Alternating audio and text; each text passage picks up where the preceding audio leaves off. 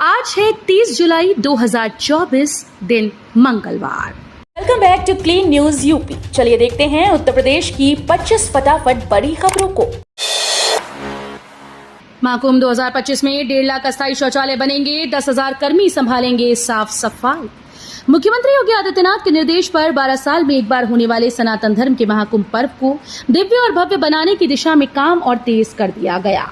इसे स्वच्छ महाकुंभ का स्वरूप दिया जा रहा है। महाकुंभ के दौरान 10,000 से अधिक कर्मचारी स्वच्छता की जिम्मेदारी उठाएंगे। पूरा मेला क्षेत्र में लगभग 1.5 लाख अस्थायी सामुदायिक व शिविर शौचालयों और मूत्रालय बनाए जाएंगे। इसके लिए 300 से अधिक सक्शन गाड़ियां और जेट स्प्रे सफाई प्रणाली का इस्तेमाल किया जाएगा। शौचालयों की सफाई के लिए QR कोड के जरिए सेवा स्तर की निगरानी की जाएगी। सोनभद्र में बनेगा 1200 मेगावाट की पंप स्टोरेज का पावर प्लांट, रोजाना 6 घंटे होगी बिजली उत्पादन। उत्तर प्रदेश सरकार ने सोनभद्र जिले के रॉबर्ट्सगंज तहसील में THDC इंडिया की 1200 मेगावाट की पंप स्टोरेज पावर प्लांट परियोजना को सैद्धांतिक मंजूरी प्रदान कर दी। परियोजना की लागत 6600 करोड़ रुपए है। इस परियोजना से प्रतिदिन 6 घंटे 36 मिनट बिजली उत्पादन होने की उम्मीद है। THDC इंडिया के द्वारा दिए गए विवरण के अनुसार ये एक of stream closed loop pump storage परियोजना है। भोजपुरी को मिले आधिकारिक दर्जा, बीजेपी सांसद रवि किशन ने पेश किया विधेयक। भोजपुरी सुपरस्टार भारतीय जनता पार्टी के सांसद रवि किशन ने भोजपुरी को संविधान की 8वीं अनुसूची में शामिल करने के लिए लोकसभा में एक निजी सदस्य विधेयक पेश किया ताकि इसे आधिकारिक भाषा का दर्जा दिया जा सके। रवि किशन ने संविधान विधेयक 2024 पेश किया और कहा कि वो इस बात को रेखांकित करना चाहते हैं कि भोजपुरी भाषा बकवास गीतों के बारे में नहीं, बल्कि इसका एक समृद्ध सांस्कृतिक इतिहास और साहित्य है जिसे बढ़ावा देने की आवश्यकता है। अयोध्या राम मंदिर में होगी अंतर्राष्ट्रीय स्तर की फसाड लाइटिंग, भक्तों को दर्शन में होगी आसानी। अयोध्या राम मंदिर में निर्माणाधीन कार्यों की प्रगति समीक्षा के लिए शुरू हुई भवन निर्माण समिति की समीक्षा बैठक के पहले दिन देश के दर्जनों प्रतिष्ठित कंपनीज की ओर से राम मंदिर की फसाड लाइटिंग को लेकर मॉकअप प्रेजेंटेशन दिया गया। इस बारे में श्री राम जन्मभूमि तीर्थ क्षेत्र के न्यासी डॉक्टर अनिल मिश्र ने बताया कि राम मंदिर में अंतर्राष्ट्रीय स्तर की फसाड लाइटिंग लगाने का निर्णय लिया गया है, जिससे राम भक्तों को भव्य दिव्य राम मंदिर के दर्शन का लाभ प्राप्त हो सके।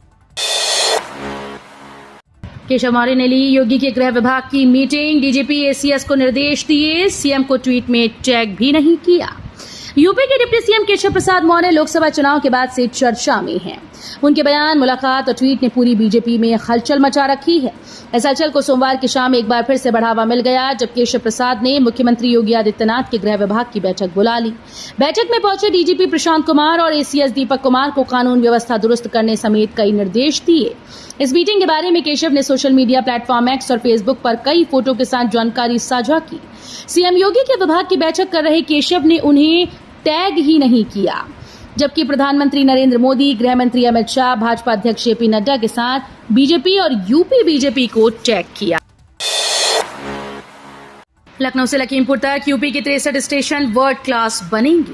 लखनऊ और आसपास के रहने वालों के लिए अब ट्रेन से सफर के साथ सुविधाओं का अलग मजा मिलने वाला है। कहने का मतलब है कि उत्तर व पूर्वोत्तर रेलवे लखनऊ मंडल के 63 अमृत स्टेशन का कायाकल्प होने जा रहा है। पूर्वोत्तर रेलवे लखनऊ मंडल में 22 जबकि उत्तर रेलवे लखनऊ मंडल में 41 स्टेशन का कायाकल्प के लिए चुना गया। इन रेलवे स्टेशन को अपग्रेड कर यात्री सुविधाओं व ट्रेन की संख्या बढ़ाने का काम किया जाएगा। पॉश इलाकों में नहीं, सारे शहर में महंगे हो जाएंगे फ्लैट, नए सर्कल रेट के प्रस्तावों पर आपत्तियों की भरमार। कानपुर के शहरी क्षेत्र के लिए नए सर्कल रेट के प्रस्तावों पर आपत्तियां दाखिल करने का समय खत्म हो गया। आखिरी दिन तक कुल 48 आपत्तियां दर्ज कराई गईं। इनमें अकेले 6 आपत्तियां दर्ज हुई। सबसे ज्यादा आपत्ति और विरोध नोएडा और गाजियाबाद की तर्ज पर ग्रुप हाउसिंग स्कीम के अंतर्गत आने वाली जमीनों के रेट में 30% बढ़ोतरी का है। आपत्ति करने वालों का कहना है कि ऐसे तो सिर्फ पॉश इलाकों की ही नहीं बल्कि समूचे शहर में बने फ्लैट महंगे हो जाएंगे। लखनऊ के बाद प्रयागराज में सबसे ज्यादा अनाधिकृत बस, अनफिट स्कूली वाहन चलाने में ये शहर आगे। उत्तर प्रदेश में अनाधिकृत रूप से संचालित हो रही यात्री बस के मामलों में राजधानी लखनऊ के बाद प्रयागराज दूसरे स्थान पर है। लखनऊ की सड़कों पर सर्वाधिक 773 AC बसेस का संचालन हो रहा है, जिनका पंजीयन, फिटनेस सर्टिफिकेट और बीमा की अवधि समाप्त हो चुकी है, जबकि प्रयागराज में इस तरह की संचालित हो रही बसों की संख्या 723 है। तीसरे स्थान पर वाराणसी है, जहां अनाधिकृत रूप से 687 बसेस का संचालन हो रहा है। इस यूनिवर्सिटी में 80,000 विद्यार्थियों ने दी परीक्षा, 4,000 स्टूडेंट की मार्कशीट में हुई गलती। उत्तर प्रदेश के दीनदयाल उपाध्याय यूनिवर्सिटी गोरखपुर में छात्रों की सुविधा के लिए पोर्टल लॉन्च किया जाएगा, जहां पर छात्र अपने परिणाम से जुड़ी समस्या का समाधान पा सकेंगे।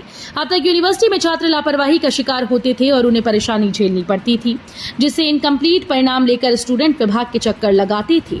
लेकिन अब यूनिवर्सिटी में स्टूडेंट को एक ऑनलाइन व्यवस्था दी जाएगी, जिसे आने वाले कुछ दिनों में शुरू भी कर दिया जाएगा। बलिदानी मोहित के परिवार को 50 लाख की आर्थिक सहायता देगी यूपी सरकार, गांव में बनेगा शहीद पार्क। बदायूं के बलिदानी मोहित राठौर के शौर्य को नमन करने के लिए उनके गांव सभानगर में शहीद पार्क का निर्माण कराया जाएगा। जिस जगह पर उनका अंतिम संस्कार किया गया है, वहीं पर इसका निर्माण होगा। इसके साथ ही मुख्यमंत्री ने बलिदानी जवान के परिजनों को 50 लाख रुपए की आर्थिक सहायता प्रदान करने के साथ परिवार के एक सदस्य को सरकारी नौकरी देने और जनपद की एक सड़क का नामकरण मोहित राठौर के नाम पर करने की भी घोषणा की। सीएम योगी बोले, ओबीसी समाज में बजरंगबली की शक्ति, हिंदू समाज को तोड़ने में लगे रावण की लंका का करेगा दहन।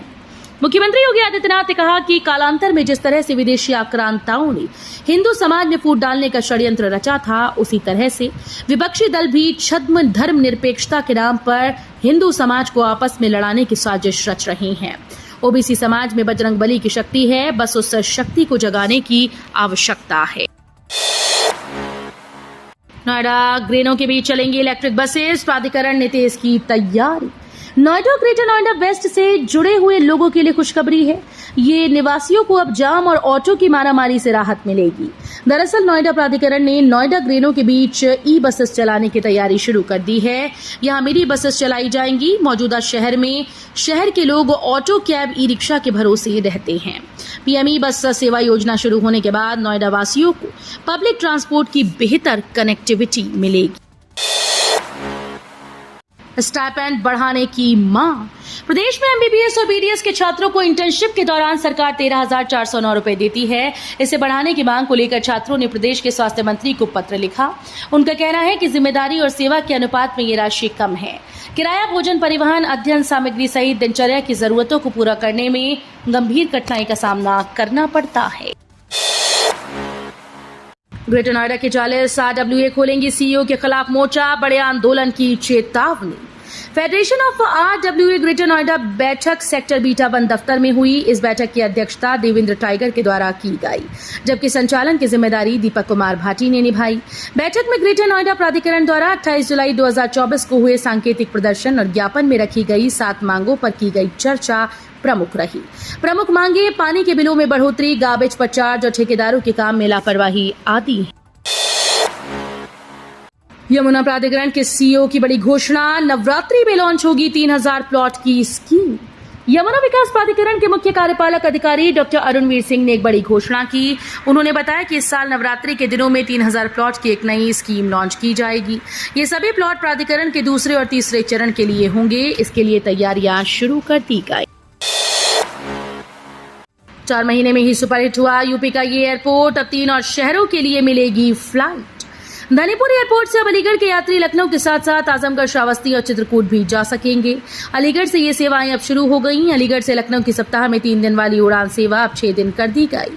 आजमगढ़ की उड़ान सेवा सप्ताह में 5 दिन और चित्रकूट और श्रावस्ती की सेवा सप्ताह में 3-3 दिन उपलब्ध रहेगी। जोड़ों के दर्द से बचने के लिए नियंत्रित रखें वजन। डॉक्टर बोले, थायराइड व शुगर पर करें कंट्रोल।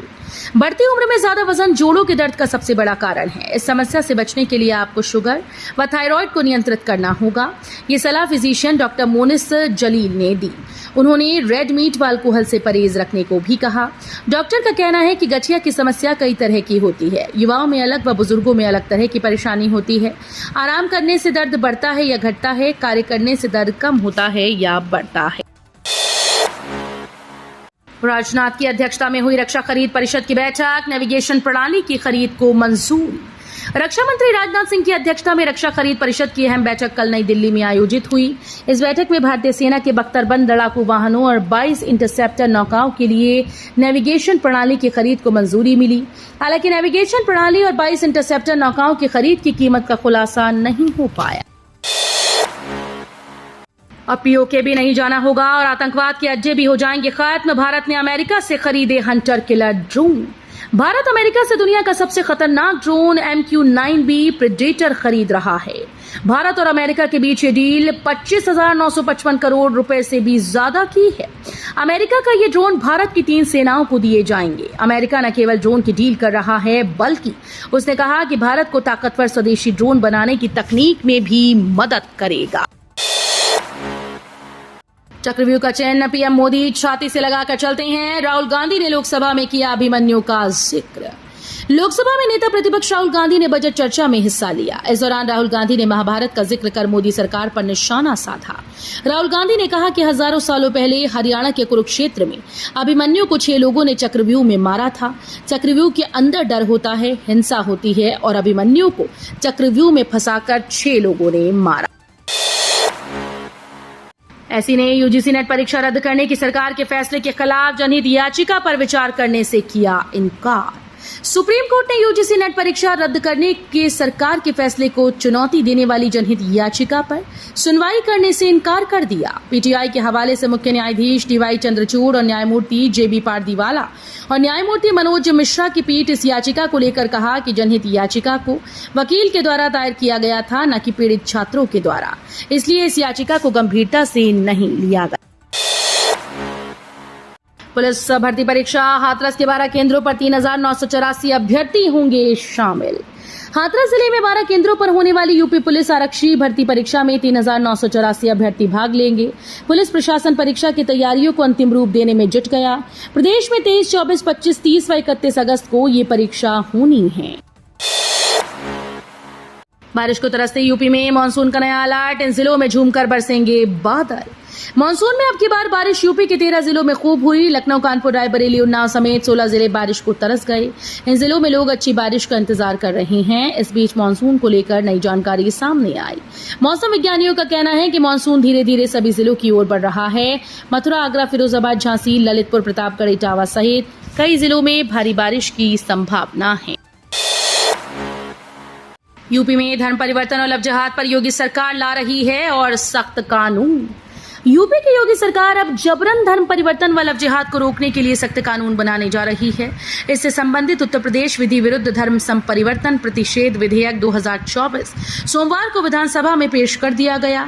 इसमें पहले से परिभाषित अपराधों में सजा जहां दुगनी करने का प्रावधान है, वहीं नाबालिग महिला का लव जिहाद के लिए अपहरण करने, उसे बेचने पर आजीवन जेल की सजा देने का प्रावधान किया गया। इलाहाबाद विश्वविद्यालय में अगस्त के पहले सप्ताह से शुरू होगा रजिस्ट्रेशन का दूसरा चरण। इलाहाबाद विश्वविद्यालय एवं संबद्ध कॉलेजेस में स्नातक में दाखिले की प्रक्रिया तेज हो जाएगी। इलाहाबाद विश्वविद्यालय को अब CUET का रिजल्ट मिलने का इंतजार है। सूत्रों की माने तो NTA 1 सप्ताह में विश्वविद्यालयों को रिजल्ट भेजेगा।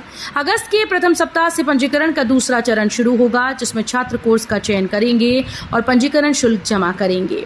इसके बाद विश्वविद्यालय पाठ्यक्रम वार मेरिट तैयार करेगा। तो ये थी आज की 25 फटाफट बड़ी खबरें। अगर आपको न्यूज पसंद आई हो तो वीडियो को लाइक और शेयर जरूर करें। धन्यवाद।